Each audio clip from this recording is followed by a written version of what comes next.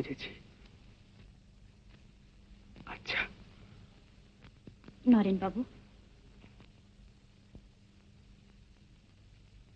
দুঃখ পেলেন? পাওনা ছিল, তবু আঘাত দিয়ে যে পথ দেখায় তাকে বন্ধুই বলি। আমার এই কথাটা অবিশ্বাস করবেন না। আচ্ছা, নমস্কার।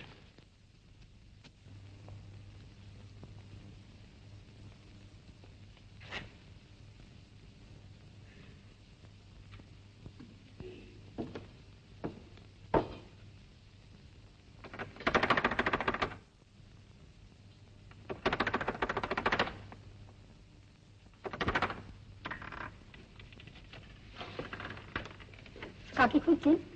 এটা দিলীপ বাবুর বাড়ি না? হ্যাঁ। উনি কি বাড়িতে আছেন? না, কলকাতায়। আপনি? আমি সীতা। দিলীপ বাবু? না, আমি এই বাড়িতেই থাকি। ও, বাড়িতে আর কি আছেন? মা। তাকে একটু ডেকে দেবেন। আপনি ভেতরে আসুন না। না, একটু ডেকে দিন। কে রে সীতা? তুমি কে মা? আপনি দিলীপ বাবুর মা না? এই একটু এসেছিলাম। আমি কে তা তোকে জিজ্ঞেস করলেন না? কিছু দরকার আছে? না, এক পাড়ায় থাকি, আলাপ তো নেই, তাই একটু আলাপ করতে এলাম। তুমি তো এই অঞ্চলে বেশি দিন আসোনি, তাই জানো না যে মুখুজ্জেদের সঙ্গে আলাপ করবার শিক্ষাবার যোগ্যতা তোমার কোনোটাই নেই।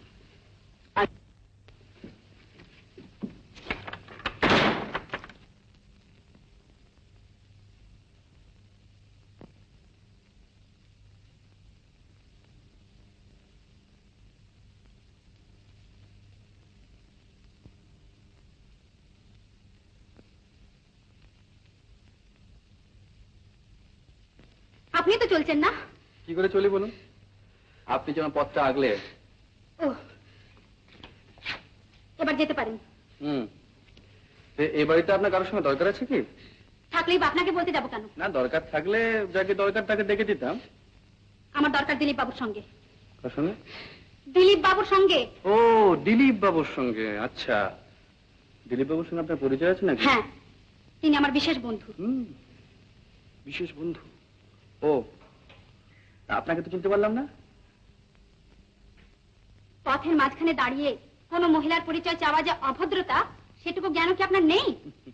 সত্যি বড্ড ভুল হয়ে গেছে। আসুন ভিতরে আসুন। ভেতরে? ওখানে নিয়ে যাওয়ার অধিকার আপনার আছে নাকি? তা একটু আধটু আছে বোধহয়। আপনি কে তা কি জানতে পারি? স্বচ্ছন্দে অধীনের নাম দিলীপ মুখোপাধ্যায়, আপনার বিশিষ্ট বন্ধু।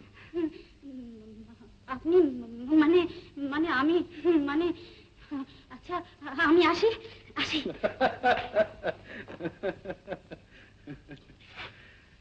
মা, মা, মা, এই যে খোকা, তুই কত রোগা হয়ে গেছিস খোকা। মারে এক কথা, সময় মতো খাওয়া দাওয়া করিস না? না, ঠিক সময় মতো খাওয়া দাওয়া করতাম। ছাই করিস। আমি কাছে না থাকলে খেতে পেট ভরে। এবার তোকে আমি ছাড়ছি না, আমি সঙ্গে যাব। হ্যাঁ হ্যাঁ। তুমি সঙ্গে যাবে? হ্যাঁ। ঠিক যাবে? হ্যাঁ যাব। নাকি শেষকালে বলবে শ্বশুর আর স্বামীর ফিটে ছেড়ে কোথায় যাবো বাবা? তুমি এক কাজ করো মা, তুমি এই সীতাটার উপর ভাত দিয়ে না, হ্যাঁ, সংসারের সমস্ত ভাত চাপিয়ে দিয়ে আমার সঙ্গে চলে চলো। আর এই যে গুম খেয়ে আছে এই বাদরটা শ্বশুর বাড়ি থেকে হিংসা করে ফেটে মরে যাবে। তোমার কই একটু বিয়ে বাড়ি বলে মনেই হচ্ছে না। এই কোথায় নয় জল চাপিয়ে যেত আমার নরম কথা। এখন থাক, চল জামা কাপড় ছেড়ে হাত মুখ ধুয়ে নিবি। চল চল চল। আমি জানতাম এরকম একটা কিছু হবে। তুই তো আগেই বলেছিলি। বলে আর কি হবে মা, এই দুঃখটা ওর পাওনা ছিল। শুধু মায়ের মুখের দিকে তাকিয়ে আমাকে জোর করতে হলো, নইলে অমন সোনার চাঁদ ছেলে সুব্রত, তাকে ফেলে কিনা কি দেখেছে মায়া। দেখে শুনে এসব করে কেউ কেউ ভালোবাসে মা? ও কথা বলিসনি বাবা, শরীরে আমার বুক কাঁপে। কিন্তু কথাটা খুব সত্যি। হিসেবে যদি করলো তাহলে ভালোবাসলো কখন? খোকা, মা, আমি মা হয়ে বলছি, এমন ভালোবাসার ফল কখনো ভালো হয় না।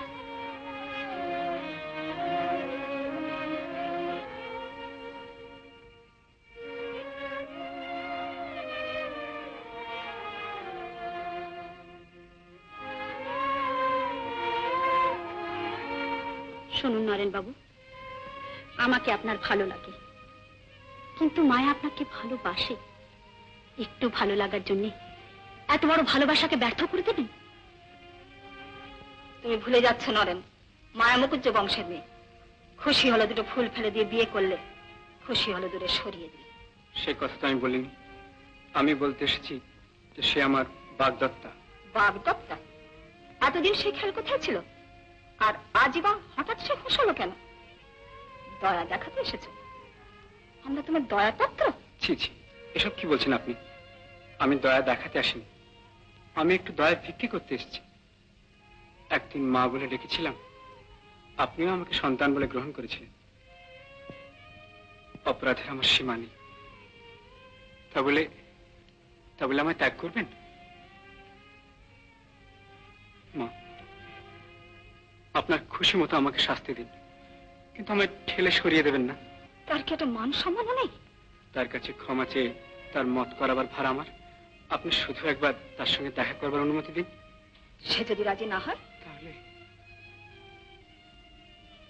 তাহলে আর কোনোদিন আপনাদের বাড়ির চৌকাঠ মারাবো না।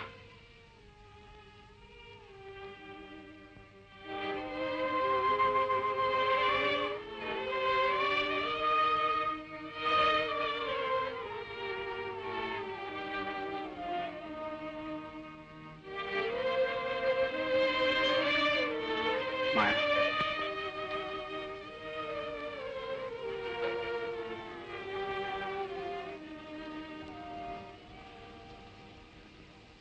আমার কোনো জোর নেই, কোনো দাবি নেই, শুধু একটা ভিক্ষে চাইতে এসেছি।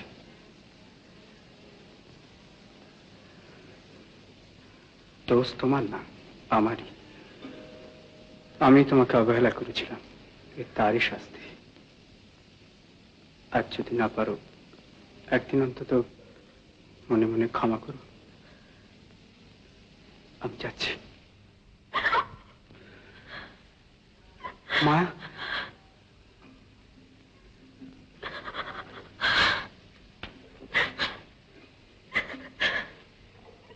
মায়া, লোকে পেট পুরে খেতেই পায় না দাদা ঠাকুর, তাই স্কুল দিয়ে কি হবে? এরানে বাঁচলে তবে তো আর সব। আহা নটবর, মানলাম তোমার সব কথা, কিন্তু বাঁচার মতো বাঁচতে হলে শিক্ষার দরকার। কাজের জন্য ছেলেগুলোকে আটকে রাখতে হয়। দেখো শ্রীনাথ, আমি সব বুঝি, কিন্তু তাই বলে তোমরা বলতে চাও ওরা কিছুই করবে না? না না, তা বললে হবে না। কিছুটা সময় করে তোমাদের ছাড়তেই হবে, এটা তোমাদেরই ভালো। আচ্ছা ধরো একটা চারা গাছ পুঁতেছো, জল না দিলে সেটা কি হবে? মরে যাবে। মরে যাবে তো। আর যদি ভালো করে যত্ন করো, জল টল দাও, তাহলে দেখবে একদিন বিরাট গাছে পরিণত হয়েছে। বুঝতে পারলে? তাই বলছিলাম, শুধু পেটে খেলেই মানুষ বড় হয় না। চাই শিক্ষা, এবং শিক্ষাটাই মানুষের শক্তি। যাকে শোনো, যে কথা বলতে এসেছিলাম, আমি ঠিক করেছি যে কলকাতার চাকরি ছেড়ে দিয়ে এখানকার স্কুল নিয়ে পড়বো। গ্রামের প্রত্যেকটা ছেলেকে মানুষ করে তুলতে হবে। কি আপত্তি নেই তো? না হ্যাঁ, না তাহলে পুলিন, হ্যাঁ, ও ছাতিম তলায় তুমি খবর দেবেন, আমি যাবো। না, ও খবর দিলে সবাই এসে পড়বে। বেশ, তাহলে ঠিক রইলো, কাল থেকে স্কুল আরম্ভ হবে। নটবর, তোমার ছেলেকে পাঠিয়ে দেবে। জি আজ্ঞে দাদা। জি আজ্ঞে। আচ্ছা আচ্ছা। আসো।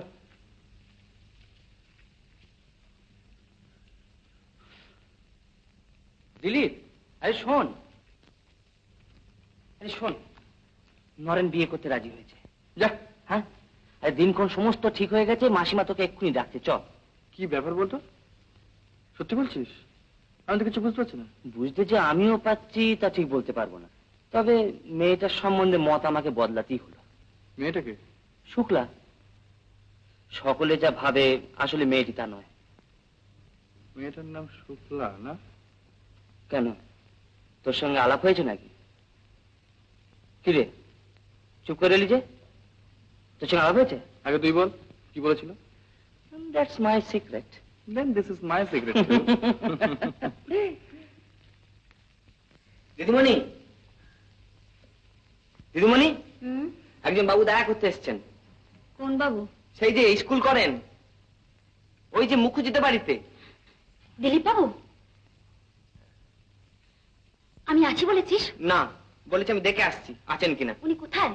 বাইরে কুয়োর ধারে দাঁড়িয়ে আছেন। আচ্ছা, তুই যা। এই শোন, তোকে কিছু বলবার দরকার নেই, আমি যাচ্ছি।